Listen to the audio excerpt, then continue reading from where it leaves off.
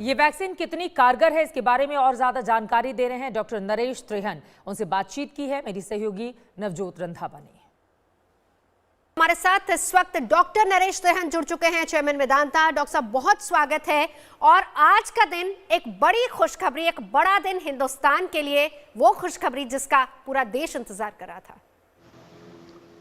तो आप ये कहें कि सबसे महत्वपूर्ण दिन है ये कि 2 वैक्सीन अप्रूव हो गई। इसका मतलब ये है कि हिंदुस्तान की जनता को और सबसे पहले जो फ्रंट लाइन वर्कर्स हैं, जो पिछले 10 महीने से अपनी जान की बाजी पर खेल के पेशेंट्स की सेवा कर रहे हैं, और ये भी देखो कि किस तरीके से किया है कि हमारी मोर्टेलिटी जो है दुनिया में तकरीबन सबसे कम है, हमारे जो पॉपुलेशन तकरीबन सबसे ज़्यादा है। सो ये देखेंगे आप कि हमारी जो हेल्थ केयर वर्कर्स, जो फ्रंट लाइन वर्कर्स हैं, डॉक्टर ही नहीं, नर्सेज, पैरामेडिकल पर्सनल, जो सिक्योरिटी फोर्सेस, सब ने मिलके बहुत कमाल का काम किया है। और उनके लिए ये बहुत बड़ी राहत मिलेगी कि आज के दिन हो सकता है 5-7 दिन में ये रोल आउट हो जाए।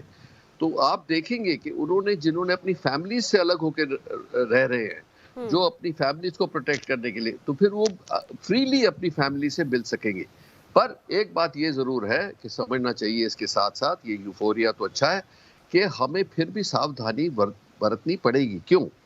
कि जिसको 2 डोज लग गए और उसके 2-3 हफ्ते बाद इम्यूनिटी आ गई, उनको तो बीमारी ज्यादा नहीं होगी अगर जो वायरस आता है उनके अपर रेस्पिरेटरी ट्रैक्ट में, पर वो किसी और को दे सकते हैं, वो फिर भी औरों को ट्रांसमिट कर सकते हैं जब तक 30 करोड़ लोगों को वैक्सीन नहीं लगे। जब हमें अनुमान लग रहा है कि तब हर्ड इम्यूनिटी आ जाएगी, तब हम रिलैक्स हो सकते हैं थोड़ा। तो इसीलिए ये जो मास्किंग, डिस्टेंसिंग और हैंड वॉशिंग का जो प्रिकॉशन है वो फिर भी लेना चाहिए हमें, क्योंकि अपनी प्रोटेक्शन एक है और औरों की प्रोटेक्शन दूसरी है। और ये आने वाले टाइम में शुरुआत हुई है आज, और इस शुरुआत से सबका मन हल्का होगा कि उम्मीद आ गई है कि हमें वो जैसे कहते हैं ना, एंड ऑफ द टनल में लाइट दिखनी चाहिए थी, वो आज दिख गई। तो ये बहुत ही हाँ।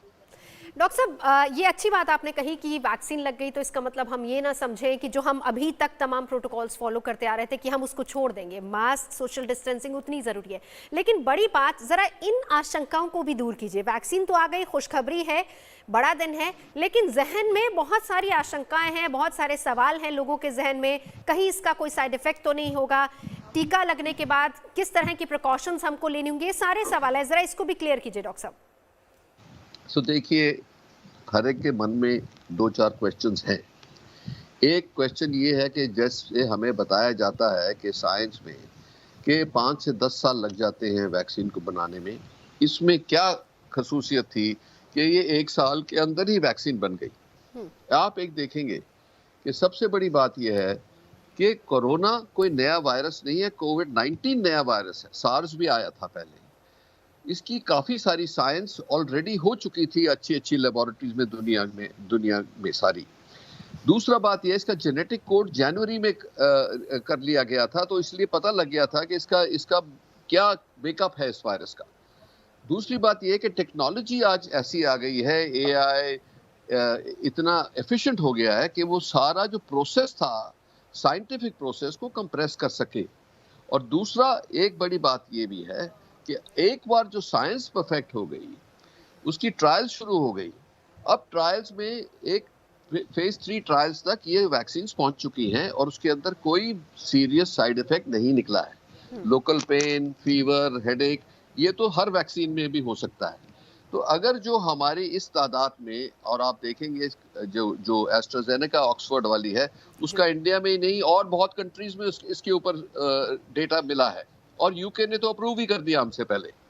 सो इसीलिए सेफ्टी पर फिर भी आप देखेंगे कि दुनिया में इमरजेंसी यूज के लिए वैक्सीन अप्रूव हुई है। उसका मतलब ये है कि आप रिस्क बेनिफिट रेशो देखिए। किसी बात, जैसे फ्रंट लाइन हेल्थ वर्कर्स को बहुत ज्यादा रिस्क है, वो तो रोज ही एक्सपोज हो रहे हैं, उनके लिए आप यूज करें, क्योंकि इसका रिस्क जो आज तक अनुमान है वो ऑलमोस्ट 0 है। उनके ऊपर 3 करोड़ लोगों को ये वैक्सीन लगेगी आने वाले 3-4 महीने में। उसका भी डेटा कलेक्ट किया जा रहा है। ये जो अप्रूवल मिला है उसका मतलब ये है कि फेज 3 ट्रायल अभी भी चल रही है। जब तक इतना डेटा इकट्ठा हो जाए और इतनी सेफ्टी एस्टैब्लिश हो जाए कि कोई बहुत सारी तादाद में भी कोई ऐसा रिस्की फैक्टर नहीं निकला है, पर इतने दिन में, इतनी देर में लोगों को ये शंका रहेगी कि भाई मुझे कुछ हो ना जाए। पर इसका कोई अभी एविडेंस नहीं है, साइंटिफिकली कोई एविडेंस नहीं निकला है कि इन वैक्सीन से आपको तकलीफ हो सकती है। ये है कि सेफ्टी और एफिकेसी एस्टैब्लिश हो गई है। अब इसकी इम्यूनोजेनिसिटी वो एस्टैब्लिश होगी over a period of time के कितनी देर ये एंटीबॉडीज चलेंगी, कितने लोगों को एंटीबॉडीज आएंगी, और इतनी देर में ये भी हो जाएगा कि हिंदुस्तान में कम से कम 30 करोड़ लोगों को ये वैक्सीन जब उपलब्ध हो जाएगी तब वो हर्ड इम्यूनिटी हो जाएगी। सो इसीलिए आपको ये देखना है कि शंका होना एक बात है, अपने आप को रिस्क को एवेल्युएट करना, और वैक्सीन जिसका आज के दिन साइंटिफिक एविडेंस बहुत क्लियर है कि रिस्क फ्री है, तो इसीलिए ये शंका कम हो जानी चाहिए या दूर हो जानी चाहिए, और खास करके दूर हो जाएगी। जैसे आप देख रहे हैं, हम फ्रंट लाइन वर्कर्स हैं, हमें पहले लगेगी, तो आप देख लेंगे कि क्या हो रहा है जो फ्रंट लाइन वर्कर्स को, और आपके कॉन्फिडेंस बढ़ता जाएगा ऐसे। जी डॉक्टर साहब, एक और बड़ा सवाल है, क्योंकि इस पर भी क्लैरिटी बहुत ज़रूरी है। 2 डोज की बात कही जा रही है कि 2 डोज दिए जाएंगे, तो उसमें कितना वक्फा होगा, कितना समय होगा दोनों डोज में, और कितनी प्रिकॉशंस रखनी पड़ेंगी उस दौरान? सो नॉर्मली अबाउट 3 हफ्ते का गैप दिया जाता है। इसका मतलब ये है कि the first is a challenging dose और second is a booster dose.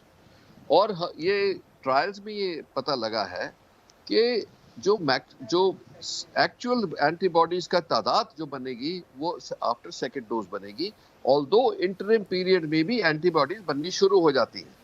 पर ये जरूर ध्यान रखना है कि ये आपको इम्यूनिटी नहीं है इन बिटवीन दोस 2 डोजेस। आपके 2 डोज लग भी गए, उसके बाद भी 3 हफ्ते आपको इम्यूनिटी पूरी नहीं है, क्योंकि इतना टाइम बॉडी लगाती है एंटीबॉडीज बनाने में। सो आपको वो एहतियात तो यूज करना ही करना है। जैसे हमको जो रोज यूज कर रहे हैं प्रिकॉशंस, हमें वो कंटिन्यू करनी है हेल्थ केयर वर्कर्स को। और उसके बाद भी जैसे मैंने बोला कि कुछ सावधानी हमें लगानी पड़ेगी, बरतनी पड़ेगी, क्योंकि इसका आप और लोगों को इन्फेक्शन दे सकते हो।